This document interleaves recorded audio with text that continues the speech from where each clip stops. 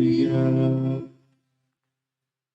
O Senhor esteja convosco. Ele está no meio de nós. Proclamação do Evangelho de Jesus Cristo, segundo Mateus. Glória a vós, Senhor. Naquele tempo, Jesus foi à região de Cesareia de Filipe e ali perguntou aos seus discípulos: quem dizem os homens ser o Filho do Homem? Eles responderam: alguns dizem que é João Batista, outros que é Elias, outros ainda que é Jeremias ou alguns dos profetas. Então Jesus lhes perguntou: e vós, quem dizeis que eu sou? Simão Pedro respondeu: tu és o Messias, o Filho de Deus vivo. Respondendo, Jesus lhe disse: feliz és tu, Simão, filho de Jonas, porque não foi um ser humano que te revelou isso, mas o meu Pai que está no céu. Por isso eu te digo que tu és Pedro, e sobre esta pedra construirei minha igreja, e o poder do inferno nunca poderá vencê-la. Eu te darei as chaves do reino dos céus. Tudo que ligares na terra será ligado nos céus, e tudo que desligares na terra será desligado no céu. Palavra da salvação. Glória a vós, Senhor.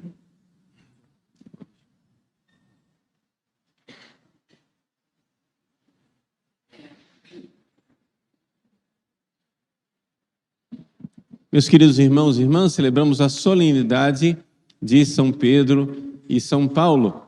Nós sabemos que o dia próprio dessa solenidade é no dia 29 de junho, que é o dia em que se celebra o martírio de São Pedro e de São Paulo, que deram seu testemunho de fé no ano de 67 depois de Cristo, debaixo do reinado de Nero, o imperador cruel.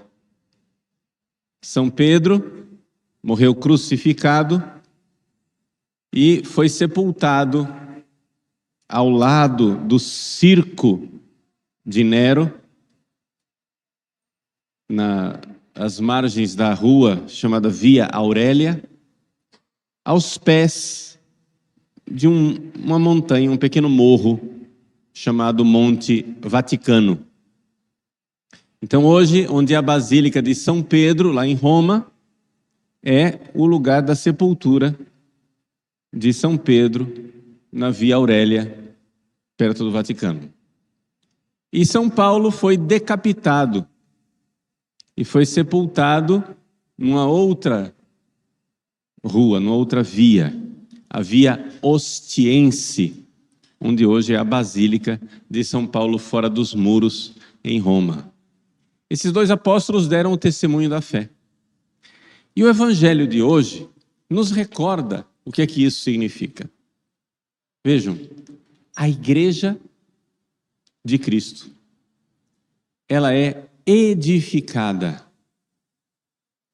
sobre a fé dos apóstolos. Vamos entender o que é isso. Vejam só.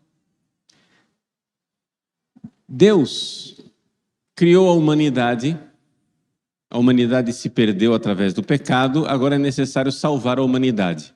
Como é que isso é possível? Bom, só tem um jeito, né? Você tem a humanidade, vamos supor, tem aí 7 bilhões de pessoas no planeta, então agora nós precisamos salvá-los. Nós precisamos pegar esta salvação que Jesus conquistou para nós na cruz e precisamos agora aplicar nas pessoas.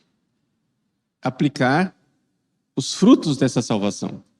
Então, se você tem 7 bilhões, você vai lá e começa, né? E transmite a fé para um, batiza, pronto, já tem 7 bilhões menos 1. Aí transmite a fé para outro, batiza, já tem 7 bilhões menos 2. E você vai assim fazendo o povo de Deus, o corpo de Cristo, ou seja, a sua igreja. A igreja é feita de pessoas que vão sendo separadas. Não porque deixam de fazer parte do mundo, não é isso. Mas começa a haver um diferencial. Começa a haver alguma coisa que distingue. Tá? Então aqui é importante a gente ver, o próprio Jesus disse isso. Vocês pensam que eu vim trazer a paz, eu vim trazer a espada. Ou seja, é uma batalha. Sabe por quê? Porque do outro lado tem Satanás com os seus demônios que não querem que isso aconteça. Então existe uma fronteira, meus queridos. Isso aqui é uma batalha de conquista.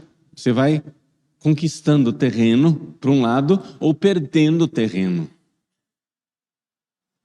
Vai aumentando o número daqueles que estão salvos, que estão na igreja, ou você vai perdendo o número daqueles que estão salvos e que estão na igreja.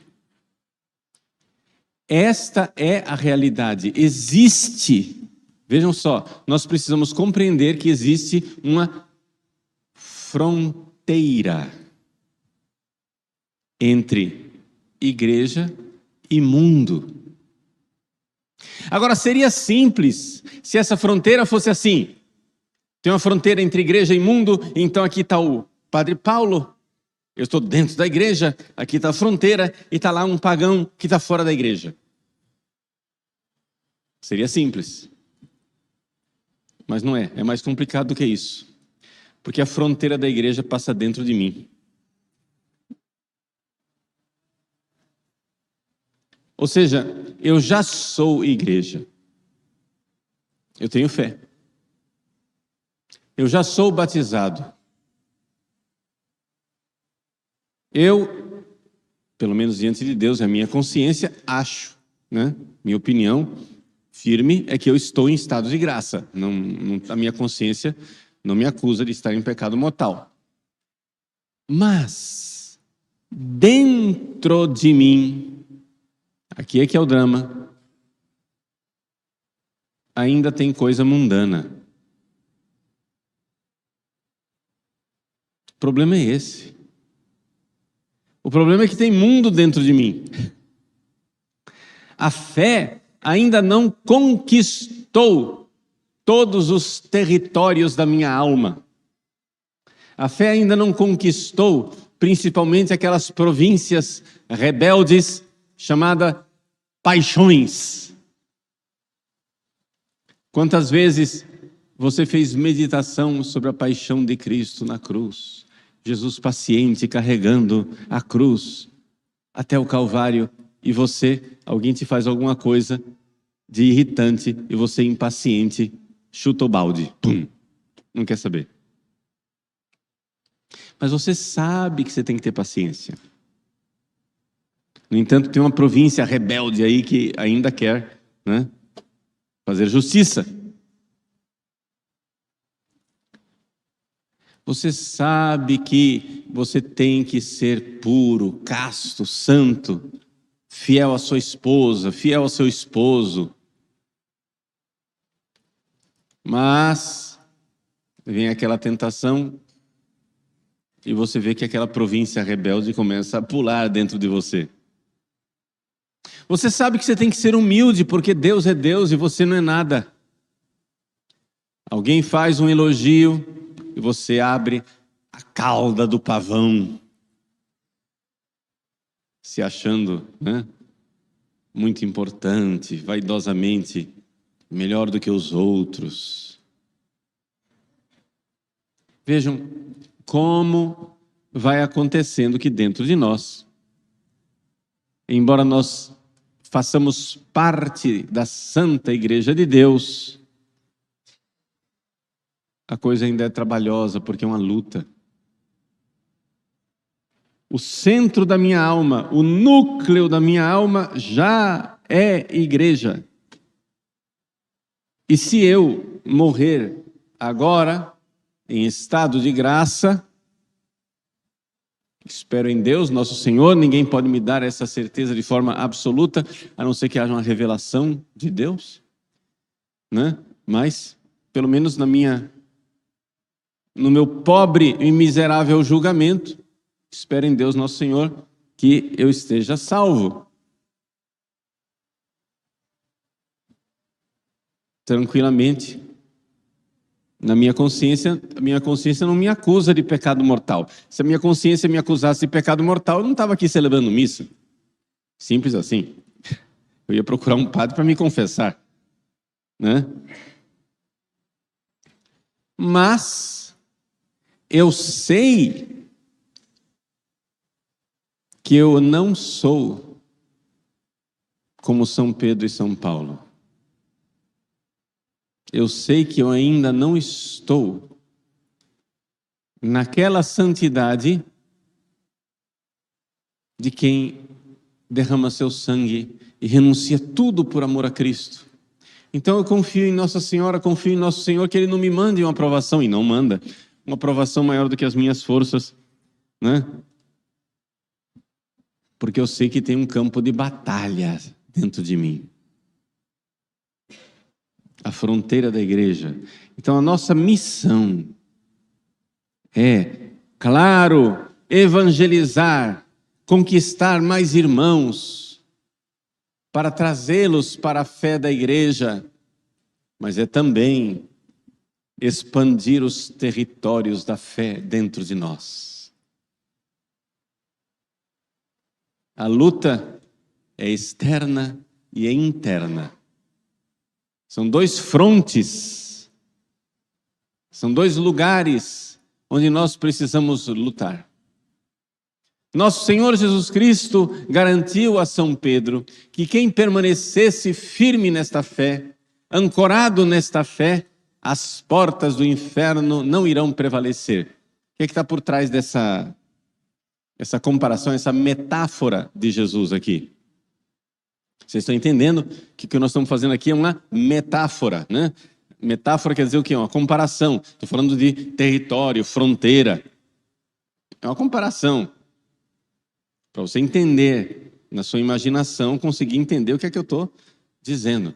Pois bem, Jesus usa uma outra comparação. A comparação como se a igreja fosse uma cidadela, uma cidade forte, uma cidade amuralhada, com a muralha de defesa. É a fronteira. E do lado de fora, o inferno, com as suas forças, querendo invadir. E onde é que o inimigo tenta entrar na cidadela? Bom, na muralha sólida, difícil, né? Difícil você querer derrubar a muralha. Então, onde é que todo mundo atacava? Nas portas. As portas da cidade. E era ali que ficava concentrado o exército. Então, as forças de uma cidade ficam nas portas. Nas portas da cidade estão os melhores soldados, estão os maiores guerreiros, estão as forças, né? E quando você vai invadir uma cidade, é ali que então os inimigos vão lá com o ariete, com uma tora de madeira, pum, para bater na porta, para tentar derrubar a porta. Nosso Senhor Jesus Cristo garantiu que nos daria defesa. Non prevalebunt. As portas do inferno não prevalecerão. Vejam,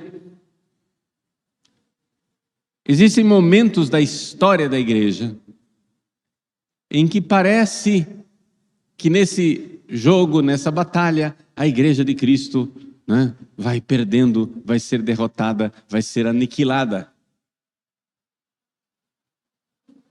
Mas nós temos uma certeza: non prevalebunt. Vejam, eu tenho, assim, não é pena, né? Mas assim, eu sinto muito pelos demônios e as pessoas do mal, porque eles se puseram uma missão impossível. Eles querem acabar com a igreja de Cristo. Mas nós sabemos por fé certa e inabalável que isso não acontecerá. A igreja de Cristo não será destruída. Pode ser que ela, em um certo momento, pareça ter sido destruída aos olhos dos homens. Como no sábado santo, parecia que Jesus tinha morrido definitivamente para sempre e não mais ressuscitaria, e que a igreja tinha sumido da face da terra. Quando a pedra rolou sobre o túmulo de Cristo no sábado santo, parecia que estava tudo terminado. Mas nosso Senhor disse, não prevalebunt. E de repente, domingo de Páscoa, Jesus ressuscitado. Então nós sabemos, meus queridos, que nós temos essa certeza. Onde está então o drama de nossas vidas?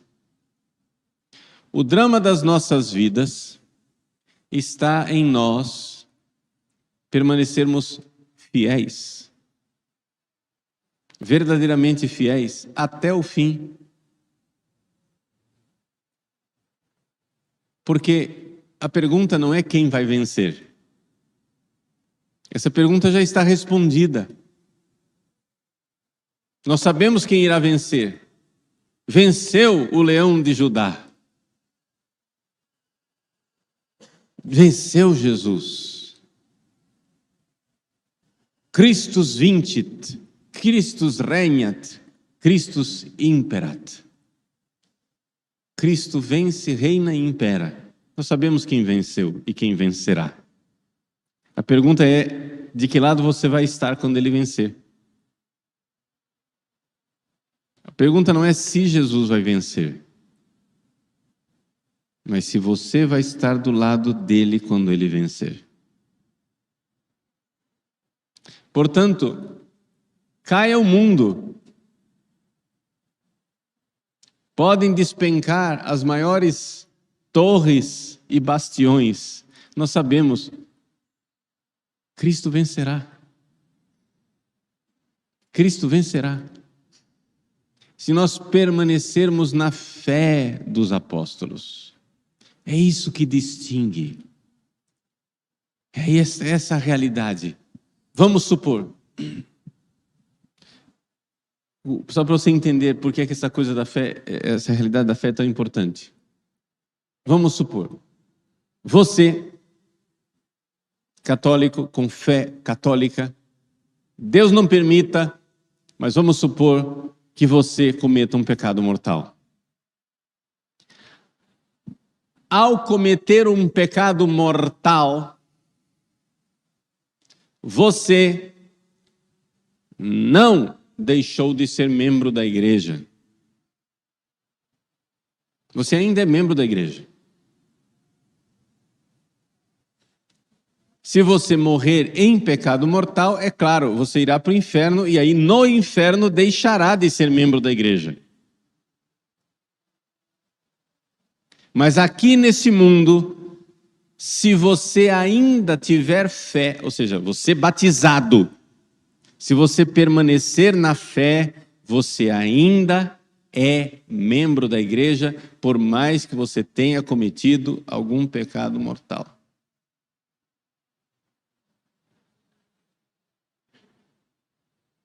Os pecados mortais não tiram a pessoa do corpo de Cristo.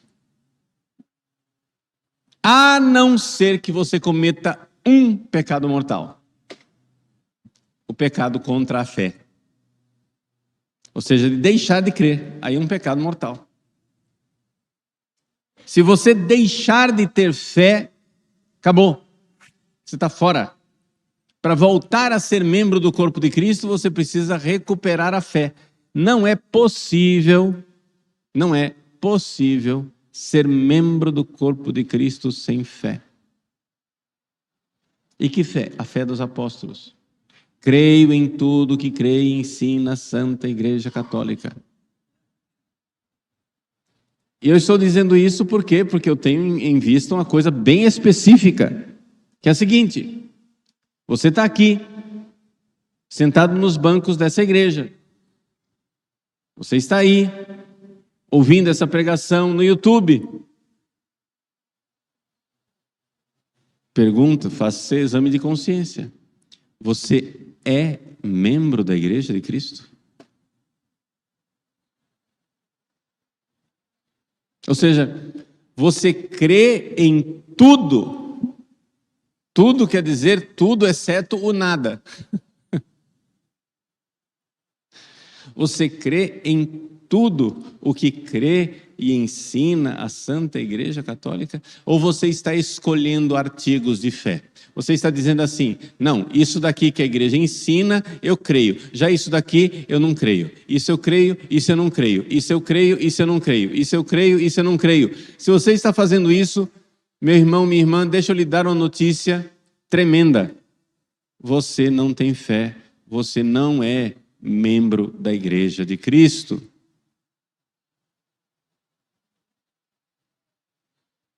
Só é membro da Igreja de Cristo quem crê em tudo que crê e ensina a Santa Igreja Católica, porque Deus, verdade infalível, lhe revelou, e nesta fé eu quero viver e morrer. Isso quer dizer o seguinte, que existem artigos de fé. Por exemplo, tem coisas que você não é obrigado a crer, porque não faz parte do depósito da fé, do tesouro da igreja, que é a fé obrigatória. Por exemplo, eu creio firmemente que Nossa Senhora apareceu em Fátima. Mas pode ser que alguém não creia. Não é obrigatório você crer que Nossa Senhora apareceu em Fátima. Por quê? Porque uma aparição em Fátima não faz parte do depósito da fé. Não faz parte dos artigos do credo. Eu creio, por quê? Por que eu creio? Pelos motivos de credibilidade humana. Ué. Teve um milagre, 70 mil pessoas viram um milagre, o sol girou, as pessoas que estavam molhadas de repente ficaram enxutas. Pessoas que estavam doentes ficaram curadas. Etc. Tudo isso me leva a crer. Mas se você é cético com relação a isso, você não precisa crer nisso. No que é que você precisa crer? Você precisa crer nos artigos de fé que são dogma da Santa Igreja Católica. E qual é o dogma? Por exemplo, o dogma é que Nossa Senhora é Imaculada, que ela é a mãe de Jesus, que ela é sempre virgem, que o filho dela é Deus que se fez homem, que o filho dela morreu na cruz para perdoar os nossos pecados, que ele ressuscitou ao terceiro dia, que ele instituiu o sacramento da Eucaristia. Tudo isso é fé católica, inabalável. E que ele deixou o poder de aplicar a virtude, a força da sua cruz nos bispos e sacerdotes. Que um sacerdote, quando senta no confessionário e perdoa os pecados, é o Cristo que perdoa. Você é obrigado a crer nisso. Você não pode dizer, eu sou católico, mas eu confesso direto com Deus. Se você faz isso, você não tem fé.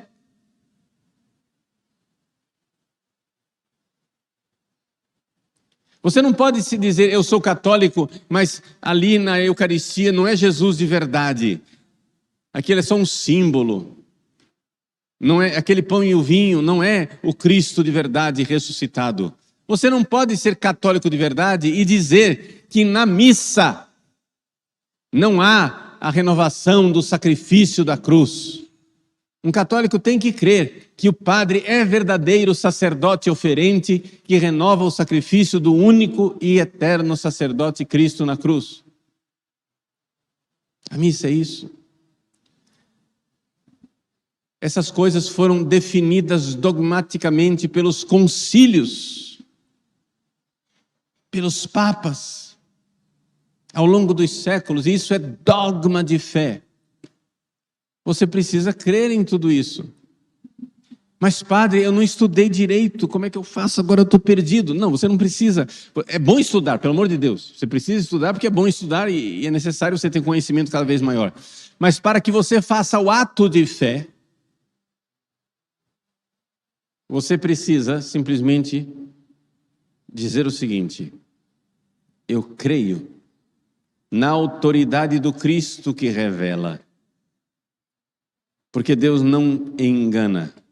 Deus não se engana e não engana ninguém. Então, se Jesus ensinou, eu creio em tudo o que Jesus ensinou. E eu creio que tudo o que Jesus ensinou não está perdido lá no tempo, 2000 anos atrás, nem em alguma biblioteca perdida que os arqueólogos têm que descobrir. Não. O que Jesus ensinou está na sua igreja viva, no corpo místico de Cristo vivo, que é a Santa Igreja Católica viva ao longo dos séculos. Essa é a fé. Eu tenho que crer, na prática, você tem que crer no que a igreja sempre creu. Quod semper, quod ubique, quod ab omnibus. Eu creio aquilo que a igreja sempre creu, quod semper. Eu não posso crer no que a igreja crê hoje, mas anteontem ela não cria. Está entendendo? Quando o Papa, por exemplo, quando o Papa Pio XII, em 1950, declarou que Nossa Senhora subiu aos céus, não é que Nossa Senhora subiu aos céus em 1950. E a igreja de repente começou a crer em 1950. Não, ele está dizendo que a igreja sempre teve essa fé.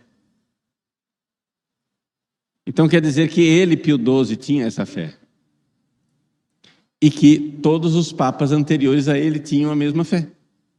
E que esse é o depósito da fé da igreja ao longo de 2000 anos até chegar em Jesus Cristo.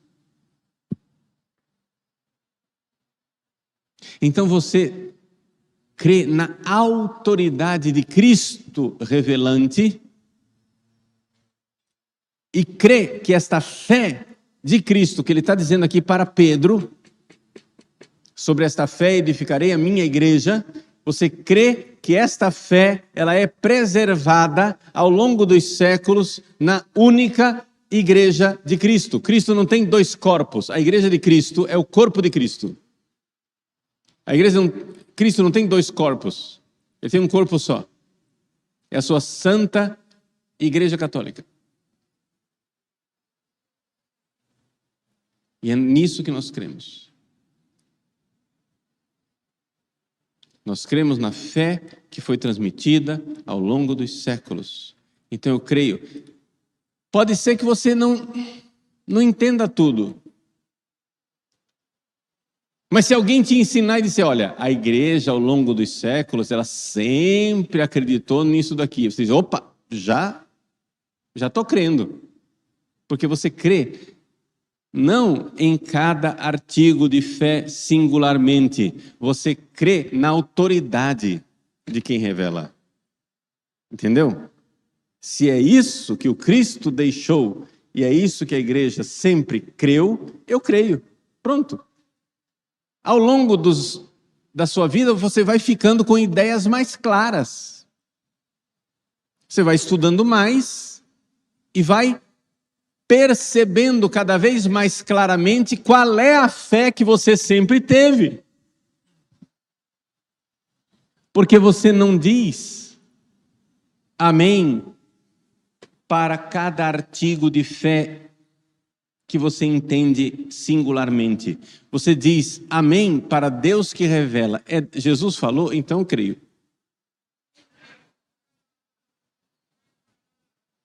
Se ele disse, eu já estou crendo. Nesse sentido, era um exemplo luminoso Dom Eugênio Salles, cardeal, arcebispo do Rio de Janeiro, falecido.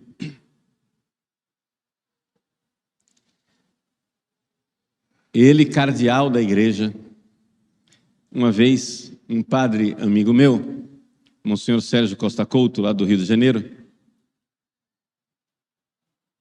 estava numa reunião com Dom Eugênio e Dom Eugênio expressou lá uma opinião e o padre Sérgio então foi lá depois pesquisar e descobriu que aquilo que Dom Eugênio estava dizendo não era exato. Não era uma heresia, mas não era minuciosamente o que a igreja... Tinha uma coisa ali, um defeitinho no jeito de dizer.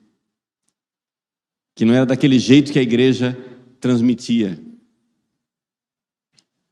Aí o padre Sérgio veio com um documento na mão, encontrou Dom Eugênio no corredor e disse assim: Dom Eugênio, aquilo que o senhor disse, eu queria mostrar para o senhor que tem um documento da igreja que não diz... Dom Eugênio parou ele e disse: para. Antes de você falar. Antes de você falar, se o que você vai dizer é o que a igreja crê, já mudei de opinião. Eu já mudei. Antes de você dizer o que é. Você não vai me convencer pelos argumentos. Você já me convenceu pela autoridade da igreja. Se é o que a igreja crê, já mudei de opinião. Isso é ter fé. Porque eu tenho fé em quem revelou. O conteúdo pode estar mais claro ou menos claro. O conteúdo eu posso ir descobrindo com maior clareza ou não ao longo da minha vida. Veja, um cardeal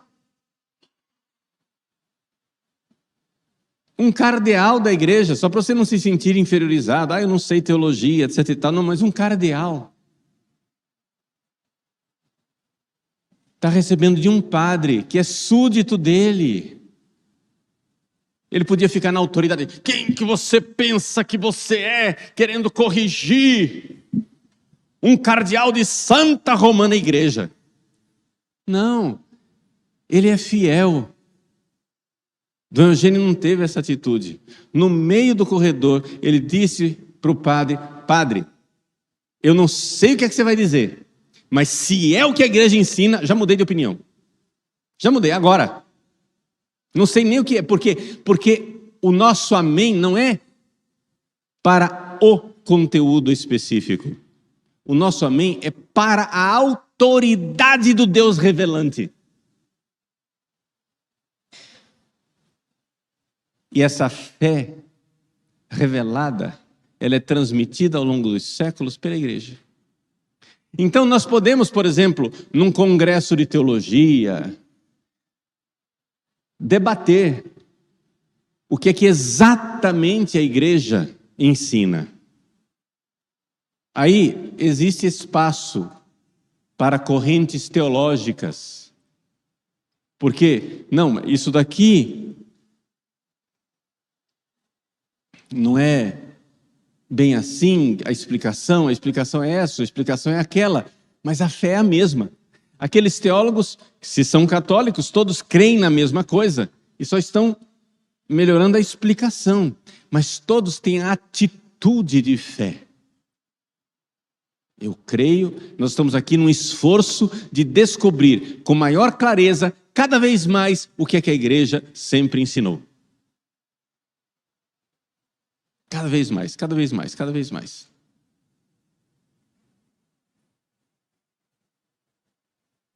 Querer, com cada vez mais clareza, enxergar o que a igreja sempre ensinou. Então, meus queridos, nós hoje queremos renovar a nossa fé. A mesma fé de São Pedro, transmitida pelos papas ao longo dos séculos. É a fé de Pedro, depois do seu sucessor Lino, depois do sucessor dele Cleto, depois do seu sucessor dele Clemente, aí vai até chegar à fé de Pio XII, de João XXIII, de Paulo VI, João Paulo I, João Paulo II, Bento XVI, Francisco. É a mesma. Se não for a mesma, não é a fé de Pedro lá. Tem que ser a mesma ao longo dos séculos, de todos eles. Todos os papas. Os 266 papas ao longo dos séculos. Porque a nossa O nosso amém é para aquilo que Jesus revelou e que nós temos a certeza que as portas do inferno não prevalecerão. Isso quer dizer o seguinte, que essa fé não vai se perder ao longo dos séculos. Mas será que alguém lá não cometeu um erro? Não. Tem a sucessão apostólica. A fé é a mesma lá dos apóstolos. Assim como nós cremos que esse poder dos apóstolos foi transmitido aos bispos ao longo dos séculos pela sucessão apostólica.